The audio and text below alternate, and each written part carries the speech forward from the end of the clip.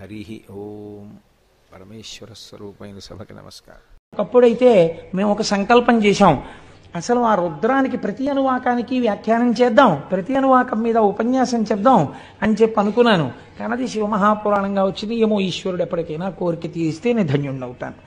అందుచేత అటువంటి ధనస్సు చేత పట్టుకున్నటువంటి వాడు శంకరుడు. ఇప్పుడు ఇవాళ మనం కేవలం ఈ విషయాన్ని స్పృశించి ఈ విషయాన్ని మనం మాట్లాడుకుంటూ ఉండగా మీరు వినడము చేత ఎన్ని కోట్ల జన్మలలో అనుభవించవలసిన పాపరాశి దగ్ధమైపోయి ఉంటుందో మీకు తెలియదు, తెలియనక్కర్లేదు కూడా. కానీ ఆ ఫలితం అలా వచ్చేస్తుందంతే.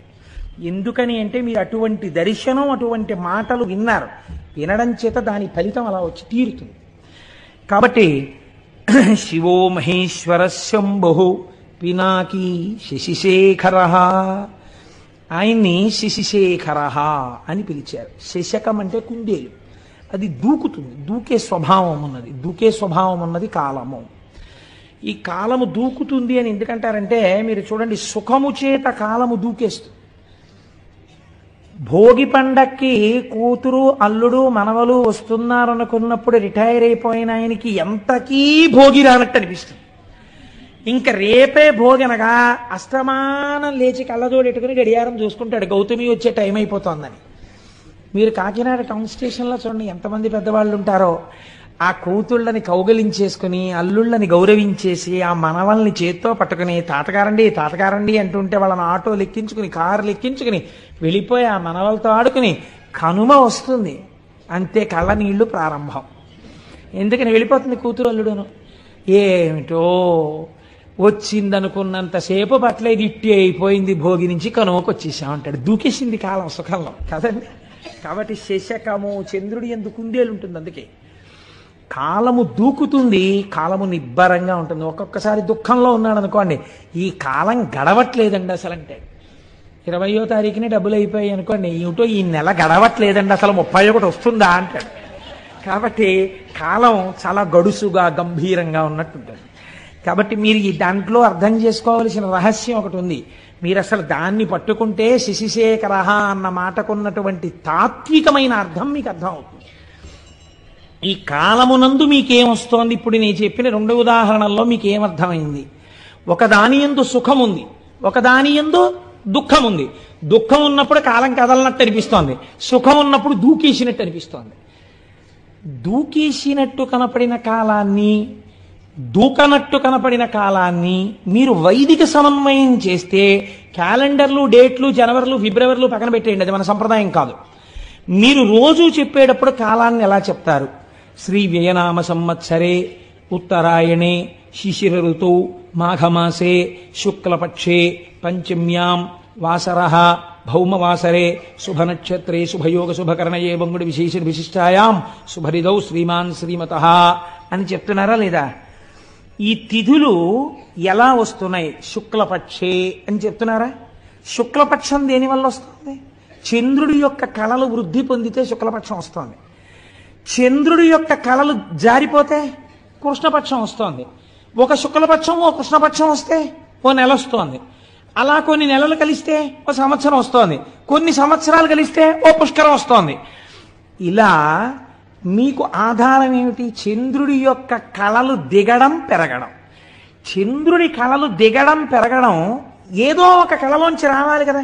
ఆ కళలోంచి పెరుగుతున్న కళలు, ఈ వెళ్ళిపోతున్న కళలు మళ్ళీ ఆ కళలోకి వెళ్ళిపోవాలి కదా.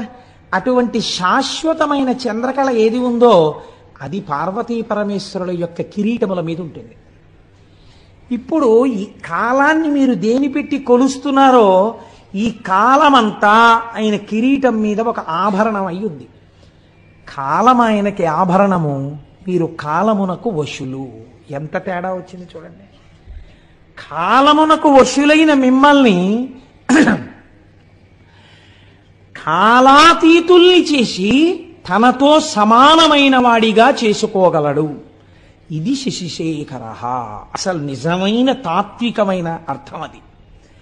ఎవరు ఆయన పాదములు పట్టుకుంటున్నారో అటువంటి వాడికి జ్ఞానమిచ్చి కాలాతీతుణ్ణి చేసి మళ్ళీ పుట్టవలసిన అవసరం లేకుండా ఇదే చిట్ట చివరి మరణము.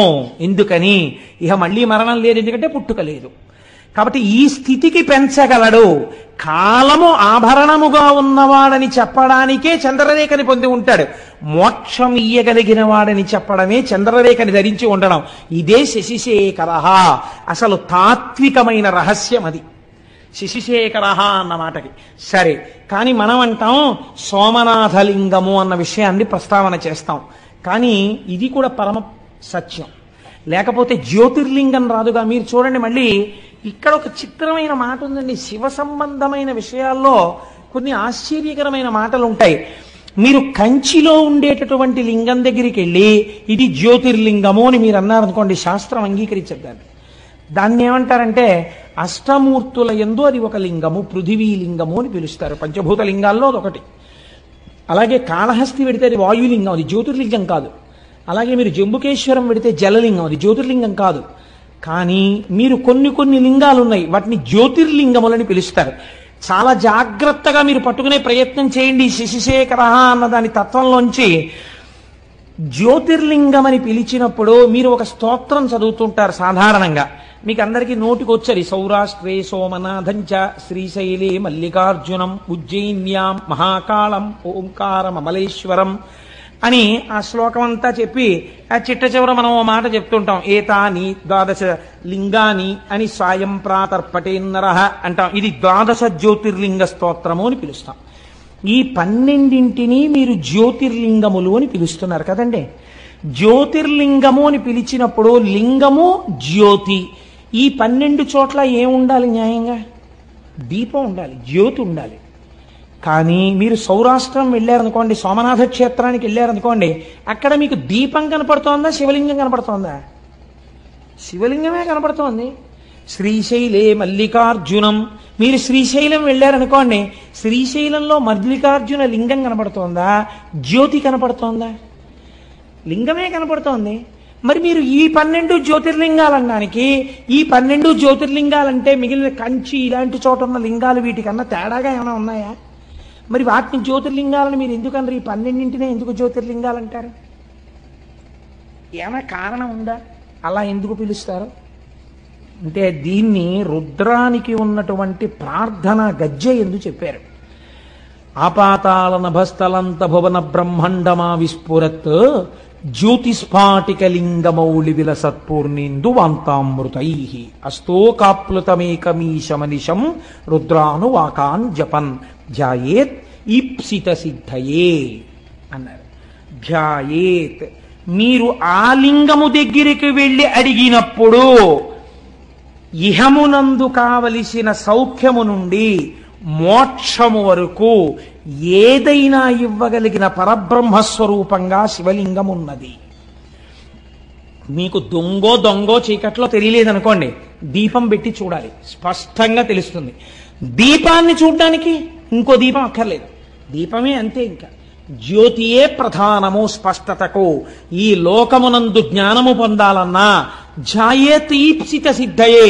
నాకు మోక్షం కాదండి, ఏదో వ్యాధి తగ్గాలి, ఆల్ రైట్ తగ్గిపోతుంది. నీకు ఆ పూనికుంటే 3 ఏదో ఉద్యోగం రావాలి, వచ్చేస్తుంది నీకు. అందుకేనండి ఎవరైనా కష్టాల్లో ఉంటే దక్షారామం వెళ్ళమంటారు. 40 రోజులు 41 రోజులు దక్షారామంలో వెళ్ళి దర్శనం చేసుకోవాయా అంటారు. దక్షారామం భోగక్షేత్రం, అది ఎటువంటి భోగాన్నైనా ఇచ్చేస్తుంది మనిషికి, ఎటువంటి కోరికైనా తీర్చేస్తుంది. కాబట్టి జ్యోతిర్లింగము అంటే ఝాయేత్ ఈప్సిత సిద్ధయే. మీరు వెళ్ళి అలా చూసిన దాన్ని మళ్ళీ ఇక్కడ స్మరించి కూర్చున్నారనుకోండి, ఇది ప్రధానం. ఝాయేత్, చూసి కూర్చుని మళ్ళీ ఇక్కడ ఒక్కసారి స్మరిస్తే ఈప్సిత సిద్ధయే, మీ కోరిక తీరుతుంది. వేదం మీకు అభయం ఇచ్చింది. కాబట్టి కోరిక తీర్చడం దగ్గర నుంచి మోక్షం ఇవ్వడం వరకు చెయ్యగలిగినటువంటి శివలింగములు ఏమున్నాయో అవి జ్యోతిర్లింగములు. అటువంటి జ్యోతిర్లింగములు స్వయంభూ, అవి ఒకరు ప్రతిష్ఠ చేసినవి కావు. ఈశ్వరుడు చిత్ర విచిత్రమైన పరిస్థితుల్లో అలా వచ్చాడు. అలా ఎందుకు వచ్చాడు అన్నదాన్ని మనం 2గా చెప్తాం శాస్త్రంలో. ఎలా చెప్తామంటే, ఒకటి స్థల పురాణము అంటాం. ఇది ఎందుకు వింటామంటే, మీరు సోమనాథం వెళ్ళారనుకోండి, అయితే శ్రీశైలం వెళ్ళారనుకోండి, శ్రీశైలం వెళ్ళి మల్లికార్జున లింగాన్ని దర్శనం చేసేసుకుని వచ్చేసారనుకోండి, ఒక స్థాయిలో గొప్పదేది. కానీ ఏమడుగుతామంటే అయ్యా ఒక్కసారి దీని స్థల పురాణం చెప్పండి మాకు అని అడుగుతాం. అంటే ఎందుకు వచ్చిందో లింగం చెప్తారు. గుడిలోకి వెళ్ళిన తరువాత దర్శనం చేసుకున్నప్పుడు వినేటటువంటి స్థల పురాణమే మీరు జ్యోతిర్లింగముల యొక్క ఆవిర్భావ చరిత్రగా పురాణాంతర్గతముగా వింటే ద్విగుణీకృతమైనటువంటి ఫలితాన్ని దర్శనం చేసి ధ్యానం చేసిన ఫలితం ఎంతదో అంత ఫలితాన్ని ఇస్తుంది. ఇప్పుడు 12 జ్యోతిర్లింగాల్ని శివమహాపురాణాంతర్గతంగా మీరు విన్నారనుకోండి, అందుకు తీసుకొస్తారు. ఇప్పుడు మీకు ఏ ఫలితం వేస్తారంటే మీరు ఈ దేశములో ఉన్న 12 జ్యోతిర్లింగాల్ని సశాస్త్రీయంగా ఎలా దర్శనం చెయ్యాలో అలా దర్శనం చేసేసినటువంటి ఫలితాన్ని మీ ఖాతాలో వేసేస్తారు. కనుక పురాణంలోకి వీటిని తీసుకొస్తారు. కాబట్టి ఇప్పుడు శశిశేఖర సోమనాథ జ్యోతిర్లింగము వదిలిపెట్టేయచ్చా? వదిలిపెట్టకూడదు, స్మరించాలి. ఎందుకు వచ్చిందో చెప్పుకోవాలి. ఒకసారి చెప్పుకుంటే ఏమవుతుంది? మీరు ఇక్కడ స్మరిస్తున్నారు దాని కథని. అది స్మరించడం చేత స్వయంభూ అయినటువంటి పరమాత్మ ప్రసన్నుడై మీరు అది వింటున్నప్పుడు మీకు తెలియకుండానే మీరు ఆ సోమనాథ క్షేత్రం ఇలా ఉంటుంది అని మనస్సు అక్కడికి వెళ్ళిపోతుంది. అది వింటారు. ధ్యాయేత్, ధ్యానం చేసింది. మామూలుగా అయితే క్షణం చేస్తుంది, ఇప్పుడు ఒక అరగంట చేస్తుంది. అపారమైనటువంటి ఫలితాన్ని ఇచ్చేస్తుంది. అలా 12 జ్యోతిర్లింగాలు విన్నారనుకోండి, ఏమవుతుంది? అందుకని పురాణ శ్రవణం చెయ్యి అంటారు. ఇప్పుడు విన్నవాడికి ఏమవుతుంది? 12 జ్యోతిర్లింగాల దర్శనం చేసవచ్చే ఫలితం ఏదో అది వాడి ఖాతాలో వేసేస్తారు. అందుకే పూర్వం అందరూ వెళ్ళలేరని ప్రత్యేకంగా మన వాళ్ళు వెర్రివాళ్ళై పురాణం చెప్పించలేదండి. ఒక ఆయన్ని పట్టుకు తెచ్చుకుని అయ్యా మాకు పురాణం చెప్పండి అంటే ఆయన ఓ పుస్తకం పెట్టుకుని చక్కగా చదువుతుంటే ఆయన చెప్తుంటే భక్తి శ్రద్ధలతో అలా వినేవారు. ఇది ఇలా ఉంటుందా అండి, దీనికి హేతు ఉంటుందా అండి అని అడిగేవారు కాదు. శ్రద్ధ అలా ఉంటుంది, ఈశ్వరుడు స్వతంత్రుడు, అలా చెయ్యగలడు, వాళ్ళకి ఆ విశ్వాసంతో వినేవారు. అందుకే 80 ఏళ్ళు రానివ్వండి, చక్కగా మోకాళ్ళు నొప్పి లేదు, బీపీ లేదు, షుగర్ లేదు, కళ్ళజోడు లేదు, ఇనప రాయల్లే ఉండేవారు. ఇంత పప్పు అన్నం, ఇంత చారుడు నెయ్యి, ఇంత ఆవకాయ కలుపుకొని శుభ్రంగా తినేసి తిరిగి వెళ్ళిపోయేవారు. ఎందుకు ఉండేదంటే వాళ్ళకి భగవంతుని మీద విశ్వాసం లోపల జఠరాగ్నిగా ఉండేది. మనకు అన్నీ వేరువిరుపులే. అలా ఉంటుందా అండి? నీకు ఆకలి ఉండదు, అనుమానం సంశయాత్మ వినశ్యతి. కాబట్టి చూడండి, శశిశేఖర అన్న నామాన్ని వ్యాఖ్యానం చేస్తూ అంటారు, దక్ష ప్రజాపతికి 27 మంది కుమార్తెలు. ఆ 27 మంది కుమార్తెలే 27 నక్షత్రాలు, అశ్విని భరణి కృత్తిక రోహిణి. వీళ్ళు ఈ 27 నక్షత్రాల్ని తీసుకెళ్లి చంద్రుడికి ఇచ్చి వివాహం చేశాడు. ఒక ఆయనకే ఇచ్చేశాడు, గొడవ లేదు, పండగ ఒక్కడే అల్లుడు వస్తాడు. అందుకని 27 ఆడపిల్లల్ని ఒక్కరికే ఇచ్చాడంటే పూర్వం దక్షిణ నాయకత్వము అని ఒకటి ఉండేది. మీరు నన్ను క్షమించండి, నేను పురాణాంతర్గతంగా ఇలాంటి మాట అనకూడదని అండం ఎందుకు అంటున్నాను, ఒక దక్షిణ నాయకత్వాన్ని సమర్థించడానికి. అనుకోండి, విజయనగర సామ్రాజ్యాన్ని పరిపాలించినటువంటి రామరాయల వారు అప్పుడప్పుడు ఏదైనా ఊరిడితే ఆ ఊళ్ళో తరణిపోలిన పిల్లలు కనపడుతూ ఉండేవారట. దక్షిణ నాయకత్వం అంటే అలా ఉండేది. అంతమంది భార్యలతో ఉండేవారు. దశరథ మహారాజు గారికి 365 మంది భార్యలు ఉండేవారు. అలా పూర్వం ఆ దక్షిణ నాయకత్వం ఉండేది. అందుకని 27 ఆడపిల్లల్ని ఒక్క ఆయనకి ఇచ్చేసాడు ఆయన. ఈ 27 మంది భార్యలతో చంద్రుడు పాణిగ్రహణం చేసిన వాడు ఏం చెయ్యాలి? చక్కగా సంతోషంగా 27 మందితోటి కలిసిమెలిసి ఉండాలి. ఏదో ఒక ఆయన తాను రోజు పడక గదిలోకి వెళ్ళి చూసినట్టు, దానివల్ల గొడవలు వస్తున్నట్టు నువ్వు అలా ప్రవర్తించకని బుద్ధి చెప్పాడు వెంకటేశ్వర స్వామి వారికి. శ్రీదేవి వంకకు చిలిపిగా చూడకు, అలమేలు మంగకు అలకరానీయకు, ముద్దు సతులిద్దరిని ఇరువైపులా చేర్చి ఏ గొడవ లేకుండా హాయిగా నిదురపో శేషశైలావాస శ్రీ వెంకటేశ. ఆయన ఎలా పడుకోవాలో, భార్యలతో ఎలా సర్దుకోవాలో ఈయన పాఠం చెప్పి అలా నిద్రపోమని చెప్పాడు. అదో విచిత్రం. అంటే భావన చేత స్వేచ్ఛ కలిగి తన్మయత్వంతో పాడుకున్నటువంటి వాడికి హద్దెక్కడుందండి? కాబట్టి ఆయన అలా దర్శనం చేయగలిగాడు. అంటే ఆయన ఎప్పుడో ఈయన అలా చూడడం, ఆవిడ కొంచెం కోపడ్డం అవి ఆయన చూశాడు అనమాట. అందుకని నువ్వు అలా అనవసరంగా గొడవలు తెచ్చుకోక, పొద్దున్నే ఒక అమ్మవారు చిన్నబుచ్చుకుంటే మాకు కష్టంగా ఉంటుంది, ఇద్దరిని సమానంగా చూస్తూ పడుకో అన్నాడు ఆయన. అది ఎంత బుద్ధి చెప్పాడో సార్, ఎంత స్వాతంత్రం అండి. నాకు అలాంటి పాటలు వినపడినప్పుడు చాలా ఆనందంగా ఉంటుంటుంది. కాబట్టి సరే, ఇప్పుడు నేను దేని గురించి ప్రస్తావన చేయాలనుకుంటున్నానంటే 27 కన్యలతోటి భార్యలతోటి చంద్రుడు సంతోషంగా సమానంగా ఉండాలి. కానీ ఇక్కడ నేను ఒక్క మాట అంటే మీరు మరోలా అనుకోకండి. చంద్రుడి చరిత్ర యందు ఒక దోషం ఉంది. ఏమా దోషము? మీకు దేవీ భాగవతంలో మొదటి కథ అదే. ఇప్పుడు నేను దాన్ని ప్రస్తావన చేస్తే దానికి మళ్ళీ వివరణ చేయాలంటే మహాప్రభావం 3 రోజులు పడుతుంది. ఎందుకు వచ్చిన గొడవ? అందుకని. కానీ ఆయన కొంచెం తొందరపడిపోవడం, యుక్తాయుక్త విచక్షణ లేకుండా ఏ స్త్రీ పట్ల అలా ప్రవర్తించడం మహాపాతకమని శాస్త్రం చెప్పిందో అలాంటి వాళ్లతో రమించడం కూడా చంద్రుడి చరిత్రలో ఒకచో ఉన్నది. దాని విశేషార్థం పక్కన పెట్టండి, మామూలుగా చరిత్ర యందు ఉన్నది. కాబట్టి ఈ అలవాటుకి ఫలితం ఎక్కడో రావాలి, ఎదర రావడానికి కావలసినట్టుగా బుద్ధి కర్మానుసారిని నడిపించాలి. అందుకు నడిపిస్తోంది అసలు యథార్థం. ఇది శివుడు ఇస్తున్నటువంటి ఆ ధనస్సులోంచి వస్తున్నటువంటి పాప ఫలితం. మీరు అలా సమన్వయం చేసుకోండి, ఎంత అందంగా వస్తుందో అది. ఇప్పుడు ఆయన ఏం చేశాడు? మళ్ళీ ఆయనకి 27 మందిలో రోహిణి ఒక్కత్తి బాగా నచ్చింది కాబట్టి ఆ రోహిణితోనే కాలం గడిపేవాడు. ఇది సహజంగా మిగిలిన 26 మందికి కూడా చాలా బాధ కలిగింది. 27 స్వీకరించిన వాడు 27 సమానంగా ఉండాలి, కానీ ఒక్క రోహిణితోనే ఉంటున్నాడు. వాళ్ళు ఎంత బాధతో మాట్లాడారో తెలుసా అండి? తండ్రి గారి దగ్గరికి వెళ్ళి, నేను అన్ని పద్యాలు చెప్తూ కూర్చుంటే 42 రోజులు ఏంటి, ఆయన చెప్పినట్టు సంవత్సరం అయిపోతుందో ఏమిటో గొడవ అని బెంగెట్టుకుని 1-2 పద్యాలు మాత్రమే చెప్తున్నాను.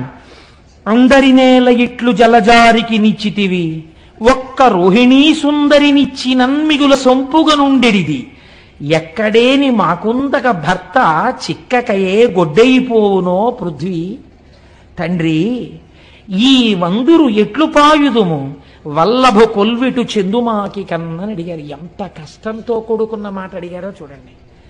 నాన్నగారండి, మీరు ఎందుకు ఈ తప్పు చేశారండి? మా 27 మందిలో ఒకవేళ రోహిణియే అందగత్తేమో, రోహిణిని ఒక్కదాన్ని చంద్రుడికిచ్చి అంత చందమామ లాంటి మొగుడు రావాలంటారు కదా, చందమామ లాంటి మొగుడిని పొందడానికి మేము అర్హులం కావేమో, అంత అందగత్తెలం కాదేమో, అందుకేనేమో రోహిణి మీద ఉన్న ప్రీతి మా మీద లేదు. అంత అందమైన కూతురుతో పాటు అందం లేని మమ్మల్ని కూడా ఎందుకు ఇచ్చారు నాన్నగారు? కన్యాదానంలో మీ బాధ్యత అయిపోతుందని ఇచ్చారా?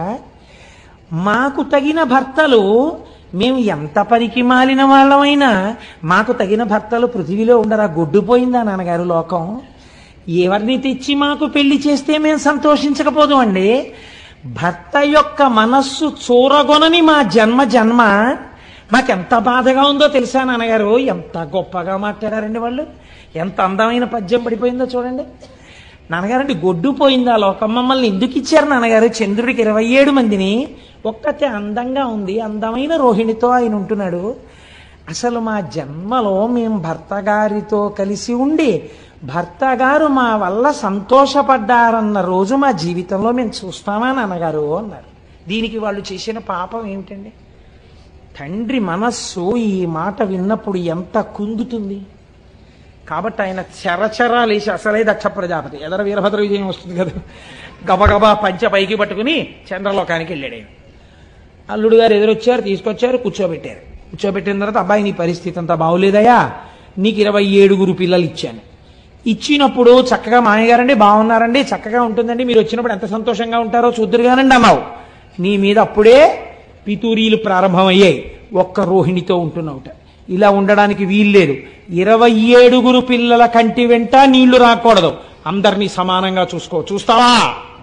అసలు దక్ష ప్రజాపతి. తప్పకుండా మామయ్యగారండి అన్నాడు. అయిపోయింది. అమ్మా నేను చెప్పానమ్మా, ఇంకా మీకేమి ఇబ్బంది ఉండదు, ఈ మాట మీరు సంక్రాంతికి వచ్చినప్పుడు సంతోషంగా వస్తారు అని వెళ్ళిపోయాడు దక్ష ప్రజాపతి. అంటే నిజంగా సంక్రాంతి అనుకోకండి, నేను ఒక మాట అన్నానంతే. ఇప్పుడు వెళ్ళిపోయిన తర్వాత మళ్ళీ ఎవరో వచ్చి చెప్పారు, పాపం ఆ 26 అలాగే ఏడుస్తున్నారండి, మీ అల్లుడు గారి ప్రవర్తనలో ఏమీ మార్పు లేదు, ఎక్కడ చూసినా రోహిణితోటే ఉంటాడు, మిగిలిన 26 మంది జోలికి ఎప్పుడూ వెళ్ళాడు. పాపం ఓసారి మీరు చెప్పారు, ఆయన వినడు, ఏమిటో వాళ్ళ బతుకు అంతేనా అన్నారు. అనేటప్పటికి ఇప్పుడు ఆయనకి ఎందుకు కోపం వచ్చిందంటే, నా మాట వినలేదని కోపం వచ్చింది. ఆయన ఎటువంటి ఆలోచన వచ్చిందో చూడండి. ఆ కోపంలో క్షయవ్యాధి ఉన్నటువంటి వాడికి తొందరగా దగ్గరగా వెళ్ళడానికి, ఆ ఉచ్ఛ్వాస నిశ్వాసలని లోపలికి పీల్చడానికి, వారి నోటి ఎంగిలిని తన నోటిలోకి తీసుకోవడానికి ఎవరు ఇష్టపడరు. ఎందుకంటే వీళ్ళకి క్షయ వస్తుందని. కాబట్టి ఆయన అన్నాడు, నీ విశృంఖలత్వానికి నేను అడ్డు వేస్తాను, కాబట్టి నువ్వు క్షయవ్యాధి పీడితుడవగుదువుగాక. ఆయన ఉద్దేశం ఏమిటి? పూర్వం సంతోషపడినట్టు రోహిణి కూడా నీ దగ్గరికి రానివ్వరు, క్షయ వచ్చింది కాబట్టి. ఇప్పుడు శుశ్రూష చేయడానికి భార్యలని మాత్రం మిగిలిన వాళ్ళని పిలుస్తావు, నీ బతుకు బయటెడుతుందన్నాడు. క్రోధంలో అదుపు తప్పిన మాట వచ్చేసింది మామగారు నోటి వెంట. వచ్చి నువ్వు క్షయవ్యాధి పీడితుడు వగుదువుగాక అన్నాడు. ఈయనకి క్షయవ్యాధి వచ్చింది, కానీ దేవతలందరికీ భోజనాలు పోయి ఉపవాసాలు చేసి న్యూరోబియాన్ ఇంజక్షన్లు చేయించుకోవాల్సి వచ్చింది. వాళ్ళందరూ నీరసపడిపోయారు. ఇదేమిటండి, చంద్రుడికి క్షయవ్యాధి వస్తే దేవతలకి నీరసం రావడం ఎందుకు అంటే ఇక్కడ ఒక పెద్ద మర్మం ఉంది. చంద్రుడు బాగా ప్రకాశిస్తే ఆయన యొక్క అనుగ్రహం చేత ఓషధులు ప్రకాశిస్తాయి. ఓషధులు బాగా ప్రకాశిస్తే ఆ ఓషధులతో కూడినటువంటి ద్రవ్యములతో యజ్ఞం చెయ్యాలి. ఈ యజ్ఞంలో ఓషధుల్ని కూడా వేస్తే ఈ హవిస్సులు దేవతలు తీసుకుంటారు. దేవతలు తీసుకుని వాళ్ళ ఆకలి తీరితే వాళ్ళకు మనకి మంగళములను ఇస్తారు. దేవతలకి హవిస్సులు లేవు, లోకాలకి మంగళాలు లేవు. ఇటు వీళ్ళు మాడిపోయారు, అటు వాళ్ళు మాడిపోయారు. ఎందుకు వచ్చింది ఇదంతా? చంద్రుడికి క్షయవ్యాధి వచ్చింది. కాబట్టి ఇప్పుడు ఇది ఎవరి సమస్య అయి కూర్చుంది? చంద్రుడి వ్యక్తిగత సమస్య కాదు, అన్ని లోకాల సమస్య. ఎంత చిత్రంగా పరిణమించిందో చూడండి విషయం. ఇప్పుడు వీళ్ళందరూ మాట్లాడుకున్నారు. అత్రి మహర్షిని పిలిచారు. అందరూ కలిసి చతుర్ముఖ బ్రహ్మగారి దగ్గరికి వెళ్ళారు. పెద్ద ఆయన పాపం ఆయన్ని అడుగుతారు అందరూ. ఆయన దగ్గరికి వెడితే చూడండి, మనం సాధారణంగా ఓ మాట అంటాం, ఏమండి వీడు ఇలా తప్పు చేశాడు, కొంచెం చేయండి అంటే, వీడికే చెయ్యాలి ఉపకారం? వీడికండి చెయ్యాలి? మీరు తండ్రి, మీరు మర్చిపోయారేమో, వీడు చేసిన తప్పుడు పనులన్నీ నాకు బాగా గుర్తున్నాయి. ఎంత ఏడిపించాడంటే బృహస్పతిని, నాకు తెలీదా? ఆ రోజు నేనే కదా చతుర్ముఖ బ్రహ్మని జోక్యం చేసుకున్నాను. వీడికి అసలు ఇటువంటి ఇది రావాలి, బాగా వచ్చింది నాళ్ళకి. మామగారు బలి చేపించాడు. కానీ ఇగో వీళ్ళ కోసం ఓ మార్గం చెప్పక తప్పదు అని చెప్తాడు. చూసారా ఓ పెద్ద ఆయన? అలాగే చెప్పాడు బ్రహ్మగారు. ఆ పద్యం వినండి, ఎంత గొప్పగా పడిందో. పరకాయ ప్రవేశం చేసి అత్యంత సహజమైన రచన చెయ్యడం అంటే అది. అయినను లోక సౌఖ్యమును నారసి చెప్పెదా. వీడు తుంటరవాడు, వీడికి చెప్పకూడదు అసలు. వీడి చేవ్యాధితో బాధపడిన గొడవేం లేదు. అయినను లోక సంక్షేమం కోసం చెప్తున్నాడు. ఇటు మీరు అటు వాళ్ళు బాధపడుతున్నారు కదా, అందుకు చెప్తానన్నాడు బ్రహ్మగారు. ఆ ప్రభాసమాన్యూనత రాఘహారియగు నొద్దిక వీడట చేరి శంకరున్ పూనిక కొల్చుచున్ తపసు భూని వసించిన కొన్ని నాళ్లకి గ్లానిని మాన్పగాగలదు కాలహరుండు దృఢంబు పొండికన్. నేను చెప్తున్నాను రా ఉపాయం. ఏహీ లేదు, వీడు ప్రభాస క్షేత్రానికి వెళ్ళాలి. వెళ్ళి సముద్రపు ఒడ్డున ఉంది, అది అరేబియా మహాసముద్రం అని ఇప్పుడు మనం పిలుస్తున్నామే. ఆ సముద్రపు ఒడ్డుకు వెళ్ళి కూర్చుని ఆ ప్రభాస క్షేత్రంలో ఓ గుంట తవ్వి అందులో ఒక పార్థివలింగాన్ని పెట్టుకుని పంచాక్షరీ మహామంత్ర జపాన్ని మృత్యుంజయ మహామంత్రంతో కలిపి అనుష్ఠానం చెయ్యాలి. ఎందుకని? క్షయం వచ్చేసింది కాబట్టి మృత్యుంజయ మంత్రంతో కలిపి అనుష్ఠానం చెయ్యాలి. ఎంత శాపం ఉన్నా ఇటు బ్రాహ్మణ వాక్కుని కాపాడి అటు వీడు చచ్చిపోకుండానూ కాపాడాలంటే పరబ్రహ్మమునకు తప్ప వేరొకడికి సాధ్యం కాదు. కాబట్టి శంకరుడు మాత్రమే చెయ్యాలి పని. వీడిని పార్థివలింగాన్ని అర్చన చెయ్యమనండి అన్నారు. ఆ మాట చూడండి, ఉద్దిక వీడట చేరి. బ్రహ్మగారు మాట్లాడేటప్పుడు ఈయన్ని అండం. ఆ చికాకుంది చంద్రుడి మీద, ఆయనకి కోపం ఉంది, అందుకని వీడిని అక్కడికి వెళ్ళమనండి. ఎంత బాగా అన్నారో చూడండి. ఒద్దిక వీడట, అక్కడైనా బుద్ధిగా కూర్చోవాలి. మళ్ళీ అక్కడికి వెళ్ళి కూర్చుని ఏదో పనులు మొదలెట్టకూడదు, మళ్ళీ ఏదో శాపాలు తెచ్చుకోకూడదు, మళ్ళీ నా దగ్గర రాకూడదు. ఉద్దిక అక్కడ కూర్చుని శివుడి గురించి ఆరాధన చేయమనండి, పోమనండి అక్కడికి. అలాగేనండి బాబాయ్ అన్నాడు ఇప్పుడు అని. ఇప్పుడు బయలుదేరి ప్రభాస క్షేత్రం చేశాడు. ఏం చేస్తాడు? చేసిన పాపం అనుభవించాలి, వచ్చింది శిక్ష. కాబట్టి ఇప్పుడు అక్కడ కూర్చుని పంచాక్షరీ మహామంత్రాన్ని మృత్యుంజయ మహామంత్రంతో అనుసంధానం చేశాడు. ఇది ప్రసన్నుడు అంటే ఎవడు వ్యాధినిచ్చాడో వాడే శివాశర వ్యాయాతవతయానో రుద్రమృడయా రక్షించాలి. ఇప్పుడు వెళ్ళి కూర్చుని జపం మొదలెట్టాడు. కొన్ని కోట్ల జపం అయిపోయింది. అయిపోయిన తరువాత చంద్రోద్భాసిత శేఖరే స్మరహరే గంగాధరే శంకరే సర్పైర్భూషిత కంఠకర్ణ వివరే నేత్రోద్ధవైశ్వానరే దంతిత్తకృత సుందరాంబరధరే త్రైలోక్య సారే హరే మోక్షార్థం కురు చిత్తవృత్తి మమలాం అంతైస్తు కింకర్మభిః అంటారు శంకరాచార్యుల వారు. అటువంటి స్వరూపంతో భగవానుడు శంకరుడు ప్రత్యక్షమయ్యాడు. స ఉమ పార్వతీ సహితుడై ప్రత్యక్షమయ్యాడు. క్షయవ్యాధితో శుష్కించిపోయి ఉన్నాడు చంద్రుడు. ఏనాయనా ఏమిటి నీ అభీష్టం అని అడిగాడు. అయ్యా నాకు క్షయవ్యాధి తగ్గిపోవాలండి అన్నాడు. ఇప్పుడు నీ క్షయవ్యాధి పోతుంది అని పరమాత్మ అనగలరు అంటే ఎవరి మాట పోయింది? దక్ష ప్రజాపతి మాట పోయింది. అంటే నే శాపం పెట్టేవాడిని నువ్వు రక్షించేవాడివా అంటాడు. కాబట్టి ఇప్పుడు ఇద్దరిని దృష్టిలో పెట్టుకోవాలి. అటు పెద్ద ఆయన మాట నిలబడిపోవాలి, ఇటు పిల్లాన్ని రక్షించాలి.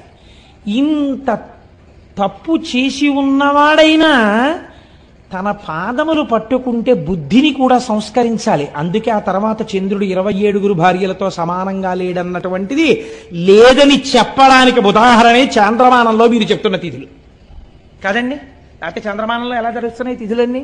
చంద్రుడు కూడుతున్నాడు కదా నక్షత్రాలతోటి. కాబట్టి ఇప్పుడు బుద్ధిని మార్చాడు. అదే కదండి, మరి అందుకేగా రుద్రశబ్దం వాడారు మీరు. ధర్మం వైపుకు మారుస్తాడు బుద్ధిని అనే కదా మీరు రుద్రశబ్దం వాడారు. కాబట్టి ఇప్పుడు ఏం చేశాడు? బుద్ధిని ముందు మార్చి అటు పెద్ద ఆయన మాట నిలబెట్టాలి దక్ష ప్రజాపతి. కాబట్టి అన్నాడు, నీకు క్షయ ఉంటుంది కానీ 15 రోజులు క్షీణిస్తావు, 15 రోజులు వృద్ధి పొందుతూ ఉంటావు. కాబట్టి ఇంకా క్షయ పూర్తిగా లేదు కాబట్టి నశించిపోవు, ఎప్పుడూ హాయిగా ఉంటావు. సరికదా పిల్లాడా, ఎప్పుడైనా ఎవరైనా నీ పాత కథలు తలుచుకోకుండా నువ్వు పూర్తిగా ఇప్పుడు గొప్పవాడివయ్యావు, నీ చరిత్రే మారిపోయింది, నువ్వు సద్బుద్ధున్నవాడివి, నా చేత అనుగ్రహింపబడిన వాడివని తెలుసుకోవడానికి, నాతో కలిపి నీ దర్శనం చెయ్యడానికి నా పేరే నీతో కలుపుకుంటాను, చంద్రశేఖర అని పిలిపించుకుంటానని ఆ చంద్రుణ్ణి చేసి నెత్తిన పెట్టుకున్నాడు. ఏమి ఔదార్యమూర్తి అండి పరమాత్మ. ఇది ఆయన కారుణ్యం అంటే. నీకేమిటి బెంగ? కాలమునకు వశుడు కాని వాడను నేను, నా నెత్తి మీద నిన్ను పెట్టుకున్నాను రా. చతుర్ముఖ బ్రహ్మగారు అన్నాడు, వీడును పోయి ఉద్దికను అన్నారు. ఆయన అన్నారు, తప్పు అందరూ చేస్తారులే నాన్న, చేసావు, నీ బుద్ధి మార్చుకో. నీ బుద్ధి మారింది, ఇప్పుడు నిన్ను నెత్తి మీద పెట్టుకుంటాను. ఇప్పుడు మీకు ఇది విని ఏమైంది? శశిశేఖర, తప్పులు జరిగిన వాటికి వేళ్లు విరవకండి. ఇంత కారుణ్యమూర్తి అయిన శంకరుడి పాదాలు పట్టుకున్న వాడికి ఒక్కసారి పట్టుకుంటానని పూనికతో నిలబడితే మిమ్మల్ని కూడా నెత్తి మీద పెట్టుకోవడానికి ఆయన సిద్ధంగా ఉన్నాడు కదండి.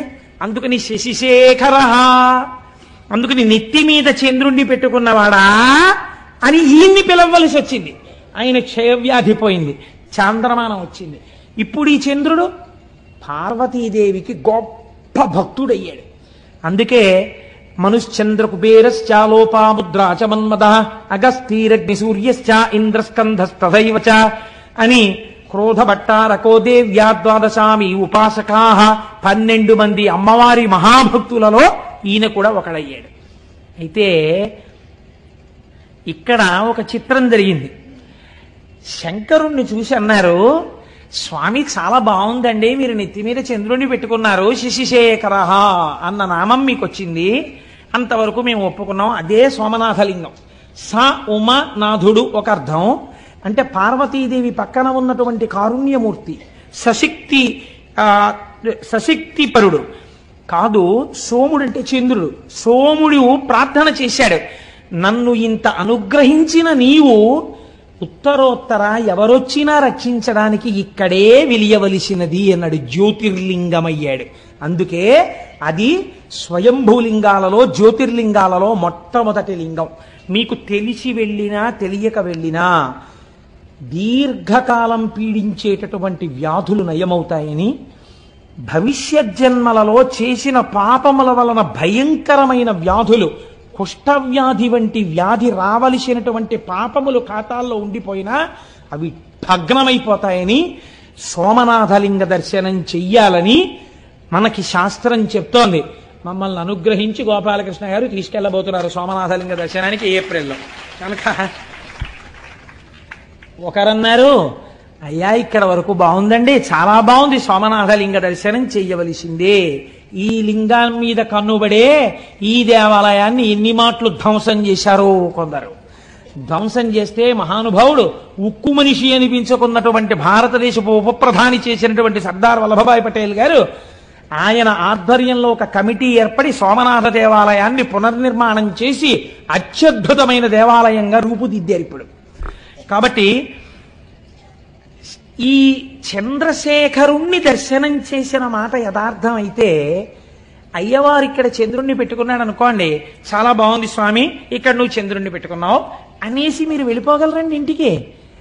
మా స్వామి పరమాచార్య స్వామి ఒక మాట చెప్పారు. ఆయన అన్నారు ఒక రోజున, ఆయన నాకు ప్రాణం అండి మహానుభావుడు, అలా వెళ్ళిపోతూ ఎక్కడో కూర్చునేవారు, ఏదో గుర్తొచ్చేది, ఆకాశంలో చంద్రుణ్ణి చూస్తే ఓ నవ్వు నవ్వేవారు. నవ్వు నవ్వి ఆయన అన్నారు, మౌళౌ గంగా శశాంకౌ కరచరణతలే శీతలాంగా భుజాంగా వామే భాగే దయార్ద్రా హిమగిరి దుహిత చందనం సర్వగాత్రే యుద్ధం శీతం ప్రభూతం కనక సభానాథ సోఢుం క్వశక్తి చిత్తే నిర్వేదతస్తే యది భవతి నతే నిత్యవాసో మదీయే అన్నారు. ఈశ్వర, మాకు కొంచెం ఆశ్చర్యంగా ఉంటుందండి. మొన్ననే కదా పుష్యమాసం వెళ్ళిపోయింది. ఆర్ద్రా నక్షత్రమేమో శంకరుడికి ప్రీతి, శ్రవణ నక్షత్రమేమో మా స్వామి వెంకటేశ్వర స్వామి వారికి ప్రీతి. శివకేశవులని రెండు ఎక్కడ ఉన్నాయండి? ఉన్న ఒక్క మూర్తిగా. ఒక్కసారి అలంకారం చేయించుకుని మనని సంతోష పెడతాడు, ఒకసారి అభిషేకం చేయించుకుని సంతోష పెడతాడు. కాబట్టి ఆయన అన్నారు, మౌళౌ గంగా శశాంకౌ, ఈశ్వర నీ తలలో ఇప్పటికే గంగమ్మ ఉంది. ఆ గంగమ్మ ఉత్తినే కూర్చుంటుందా? ఎప్పుడు కదులుతుంది, ప్రవహిస్తుంది. నీరు అలా స్టాగ్నెట్ అయి ఉండిపోతే కుళ్ళుకంపు వస్తుందండి. అందుకని తిరుగుతూ ఉంటుంది ఆ జటాజూటంలో. అలా తిరుగుతూ ఉండడంలో ఏమవుతుంది, కిందకి ఇలా కారిపోతుంటుంది. ఆ నీళ్లతో నీ ఒళ్ళే ఏమవుతుంది, ఎప్పుడూ తడిసిపోతుంది.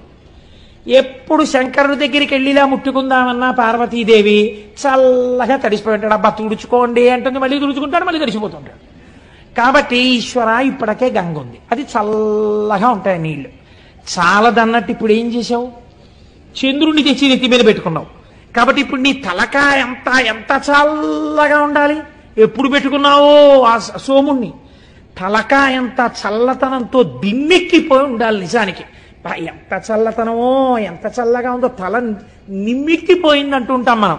వానలో బాగా తడిసిపోయి ఇంటికి వచ్చారనుకోండి భర్త, భార్య గబగబా ఏం చేస్తుందంటే, ఇప్పుడు లేవనుకోండి కుంపట్లో బొగ్గులేసి గబగబా విసిరి ఒక్కసారి రండి మీకు పరిచయం పట్టేస్తుంది, కాస్త సాంబ్రాన్ని వేస్తానని చక్కగా ఆయన నిప్పుల్లోకి పడకుండా ఇలా కొంచెం తల వంచుతుంటే, ఏదో పెద్ద బడాయికి పోయి ఇలా ఏదో తెలియక వంచేసినట్టు తల వంచి ఆవిడ పట్టుకుంటే ఇలా సాంబ్రాన్ని వేస్తుంటే ఆయనకు అదో సంతోషం. ఇంత వానలో తడిచిన శ్రమ పోయేది ఆయనకి. కాబట్టి అలా తండ్రి నీకు జటాజూటమంతా గంగతో తడిసిపోయింది, చాలదా చంద్రబింబాన్ని పెట్టుకున్నావు, తల నిమ్మెక్కిపోయింది అనాలి నువ్వు పార్వతీదేవి దగ్గరికి వెళ్ళి. పోనీ ఆవిడితో ఈ మాట చెప్దామంటే ఇవి చాలావన్నట్టు ఇంకోటి తగిలాయి. పోనీ తలొక్కటేనండి నిమ్ముకుపోయినట్టుంటుందంటే శీతలాంగా భుజాంగా, పావులు ఒంటికి కుండలీకృత కుండలేశ్వర కుండలం వృషవాహనం నరదాది మునీశ్వర స్తుత వైభవం భువనేశ్వరం. ఆయనకి చెవులకి పాములే, కంఠంలో పామే, భుజాలకి పాములే, పాదానికి వాసుకి చుట్టుకుని ఉంటాడు. వాసుకి ఇద్దరికి ఆభరణం, నారాయణుడికి ఇటు శివుడికి వాసుకి చుట్టుకుని ఉంటాడు. వాళ్ళు చుట్టుకుంటే మీకేమిటండి బెంగ అంటారేమో. పాము అడుగు భాగం చాలా చల్లగా ఉంటుంది. ఇంత చల్లగా ఉన్న పాములు ఒళ్ళంతా చుట్టుకున్నాయి, పైన అంటుంటాలి. ఒళ్ళంతా పాములు సాధారణంగా పైన చల్లేస్తే తడిసిపోతే ఏదో ఒళ్ళంతా ఇలా దగ్గర పెట్టుకుని అంటారు. ఇవి చలి, ఒళ్ళంతా ఇవే. వీటిని ఏమైనా అన్నామంటే ఇంకా పాకుతాయి, ఇంకా చలి. ఒళ్ళంతా చల్లగా ఉంటుంది. పోన్లేవయ్యా, ఎవడైనా ఏం చేస్తాడు ఇంత చల్లగా ఉంటే? మరోలా అనుకోకండి, మర్యాదకి చెప్తున్నాను. ఉత్తర క్షణంలో ఉష్ణాన్ని పొందాలంటే వెళ్ళి భార్యను ఆలింగనం చేసుకోవాలి, కాస్త వెచ్చటి సుఖాన్ని పొందాననుకోవాలి. పోనీ అలా వెళ్ళి నువ్వు మీ ఆవిడ్ని కౌగిలించుకున్నావు అనుకో, ఆవిడిటువంటిది వామే భాగే దయార్ద్రా హిమగిరి దుహిత. ఆవిడ హిమవంతుడి కూతురు. పైగా ఆవిడెప్పుడు ఎలా ఉంటుంది? దయార్ద్ర, దయతో తడిసిపోయి బిడ్డల్ని ఎలా రక్షిద్దాం అని పరమ దయతో తడిసిపోయి ఆవిడ ఉంటుంది. పైగా హిమవంతుడు కూతురు కాబట్టి చల్లని తల్లి. అమ్మలగన్నయమ్మ ముగురమ్మల మూలపుటమ్మ, చాలా పెద్ద అమ్మ, చల్లని అమ్మ. చల్లని తల్లండి అంటాం కదా, ఇది చల్లని తల్లి. దృశాద్రాఘీయస్యాదర దళిత నీలోత్పల రుచాదవీయంసం దీనం స్నపయ కృపయా మమ పిశివే అంటారు శంకరాచార్యుల వారు. అలా అపారమైన దయ కళ్ళల్లోంచి కురిపించేస్తూ ఉంటుంది. ఒళ్ళేమో హిమవంతుడి కూతురు కాబట్టి తండ్రి గారి పోలికలు వచ్చాయి పిల్లకి. పిల్ల చల్లగా ఉంటుంది ఎప్పుడు. వెళ్ళి కొంచెం వెచ్చగా ఉంటుందేమో అని కౌగిలించుకొని ఎడం పక్కన ఎట్టుకుంటే ఇంకొంచెం చలి వచ్చింది. పోన్లేవయ్యా కుడివైపు ఏమైనా కొంచెం తగ్గుతుందేమో అనుకుంటే భక్తులందరూ వచ్చి చందనం సర్వగాత్రే, కాస్త చలిమంటేసిన వాడు ధూపం వేసిన వాడు తక్కువ, స్వామికి చందనం రాయాలండి బొట్టెట్టాలండి అని చందనం రాశారు. అబ్బా ఎంత చలయ్యా స్వామి, నీకు ఎంత ఉనికిపోవాలి నువ్వు, గడగడగడగడగడగడ. పోని ఇక్కడతో ఊరుకున్నావా? ఇద్దం శీతం ప్రభూతం కనక సభానాథ సోఢుంక శక్తి. అందరూ పుష్యమాసంలో హేమంత ఋతువులో బయటికి రావడానికి కూడా ఇష్టపడక చలేసేస్తోందని దుప్పట్లు కప్పుకుని ముసుగెట్టుకు పడుకుంటే నీ నెత్తి మీద ధారాపాత్ర పెట్టి చాలదన్నట్టు సన్నటి ధార ఇలా ఉనికిపోతూ, పోని చక్కగా ఏదో మా స్వామి శ్రీమన్నారాయణుడిలా చక్కగా నీకేమైనా సుప్రభాతం చెప్పి చామంతి పూల దండలేసి నీకు చక్కగా ధూపం వేసి పొద్దున్నే బాలభోగం అని ఏమైనా వేడిగా కట్టు పొంగల్ చక్ర పొంగల్ తీసుకొచ్చి పెడతారా? నీకు అభిషేకాలు మొదలెడతారు పొద్దున్నే. పాపం నీకు పూజ ఎప్పుడు, నీకు అలంకారం ఇప్పుడు 11 అయ్యాక. తెల్లారకట వీళ్ళందరికీ మాత్రం స్వెట్టర్లు వేసుకుంటారు, మంకీ క్యాప్లు పెట్టుకుంటారు, గుళ్ళోకి వస్తారు. వీళ్ళు మాత్రం తలకో చెంబు నీళ్లు పట్టుకొచ్చి నీ మీద పోసేస్తుంటారు. అయ్యయ్యో ఈశ్వరా ఎంత చలయ్యా నీకు పరమాత్మ. సోఢుంక శక్తి, ఇంత చల్లగా ఉందే నీ పరిస్థితి, ఎలా తట్టుకుంటున్నావయ్యా వణకకుండా అని వెంటనే అన్నారు. నాకు అర్థమైంది ఎందుకు నీకు శక్తి వచ్చిందో తెలుసా? చిత్తే నిర్వేదతస్తే యది భవతి నతే నిత్యవాసో మదీయే. ఎప్పుడు ఆశలతో కోరికలతో ఏడుస్తూ దుఃఖంతో అటు పరిగెడుతూ ఇటు పరిగెడుతూ వేడిక్కిపోయిన నా హృదయంలో కూర్చుని ఈ వేడి తగిలి ఇంత చల్లతనానికి సరిపోలేదు, అందుకే ఇంత చల్లవన్నీ పెట్టుకున్నాం అన్నారు. ఎంతటి కారుణ్యమూర్తివయ్యా శశిశేఖర. చంద్రశేఖరుడిగా కూడా ఇక్కడ కూర్చోవడం వల్ల ఇంత చల్లతనం నీకు సరిపోలా, వేడిక్కిపోయావు మా చిత్తముల యందుండేటటువంటి సెగకి.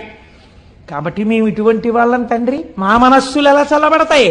నువ్వు ఒక్కసారి కారుణ్యంతో ఇలా చూడు, శశిశేఖర అని చెప్పుకున్నాం కదా, మా మనస్సులు చల్లబడేటట్టుగా మమ్మల్ని అనుగ్రహించు అని అద్భుతమైనటువంటి శ్లోకాన్ని శశిశేఖర శబ్దానికి అనుసంధానం చేస్తారు. సరే ఇవాళ ఇక్కడ వరకు చెప్పారు. దీని తర్వాత ప్రస్తావన చేస్తే కష్టం కనుక 8:30 అయింది కనుక రేపటి రోజున రేపు ఒక పరమాద్భుతమైన, ఎలాగో మొదలు పెట్టేశాను కాబట్టి ఓ పని చేస్తాను, ఇంకిక్కడి నుంచి వరుసగా మీకు 12 జ్యోతిర్లింగ దర్శనం, రేపటి నుంచి వరుసగా జ్యోతిర్లింగాలు పెడతాను కనుక రేపు శ్రీశైల మల్లికార్జునుడు మన రాష్ట్రమే. మంగళాశాసనపరైః పదాచార్య పురోగమైః సర్వైశ్చ పూర్వైరాచార్యైః సత్కృతాయాస్తు మంగళం. మంగళం కోసలేంద్రాయ మహనీయ గుణాత్మనే చక్రవర్తి తనూజాయ సర్వభౌమాయ మంగళం. భూమాకాంతాయ కాంతాయ కామితార్థప్రదాయినే శ్రీగిరీశాయ దేవాయ మలినాథాయ మంగళం. సర్వం శ్రీ ఉమామహేశ్వర పరబ్రహ్మార్పణమస్తు. స్వస్తి.